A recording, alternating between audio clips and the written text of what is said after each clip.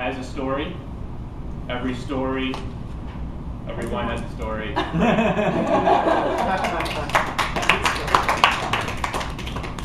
How often have you been asked to bring a bottle of wine to a friend's house for dinner? How often have you walked into Binny's and been overwhelmed by the variety, by the endless selections? Are you going to go with the 2010 La Crema Pinot Noir from the Russian River Valley? Or what about that Merlot? Or maybe you're even going to go with the gallon box of Franzia Chablis.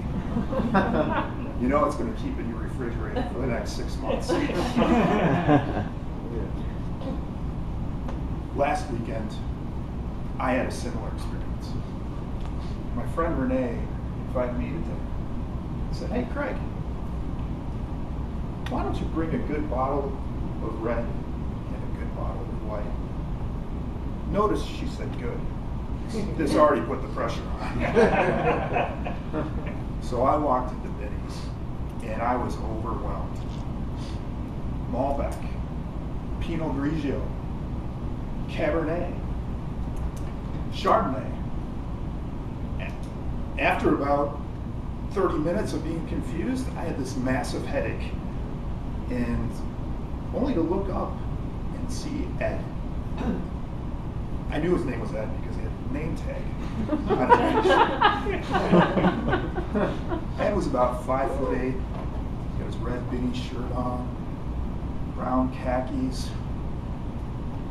You look confused, Craig.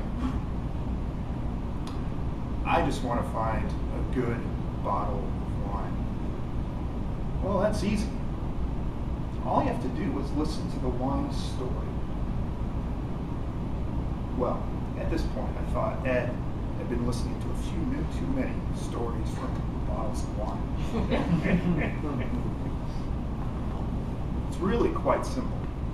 You just have to understand a few key words when you're searching for that perfect bottle of wine.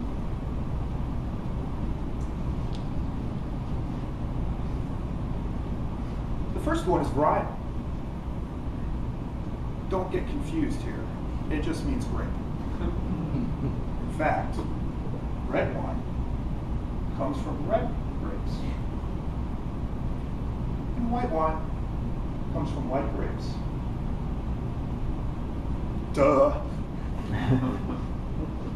This particular grape is a Cabernet Sauvignon, and it produces a heavier wine that can range from different notes of currant to mint to cherry. The varietal gives the wine its taste. Vintage. This also isn't super complicated. It just means the year. Just because you have a particular vintage of wine doesn't mean that it's the best wine. Vintage is only one factor that goes into deciding whether or not this is a good wine for you. And the last is region. The French, I believe, have a word called terroir. And what it really means is just all the things that go into producing the wine, or producing the grapes. The land, the water, the soil, just all the different factors that culminate in the actual grape.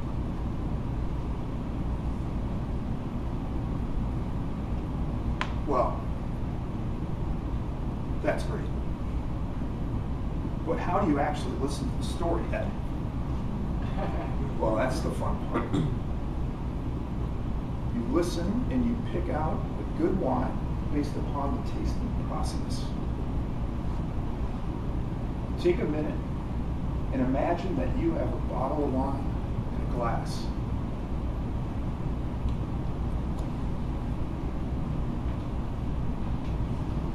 First thing you do after you pour a little bit of the wine is sight. Look at, you can swirl around in your glass the wine and look to see the characteristics of it. White wine, you don't want a brownish tinge to it. That tends to say that there's oxidation. We definitely don't want that. But white wine does tend to get a little bit more golden with age. So don't be afraid of a little golden wine. And red wine, when it's younger, tends to be deeper in color. And as it ages, it gets a little clearer.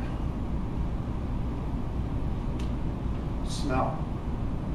Smell is a super important part of listening and picking out a good bottle of wine. So take a minute, swirl the glass around, put it to your nose, take a nice deep sniff. Because smell actually gives you more accurate, more plentiful notes than taste does. But of course, you have to taste the wine. This isn't like Will Ferrell in Old School. I don't know how many people have seen that movie.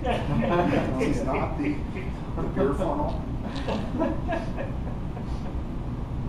Take a sip of the wine, inhale a little bit from your nose, and be able to pick out the different notes.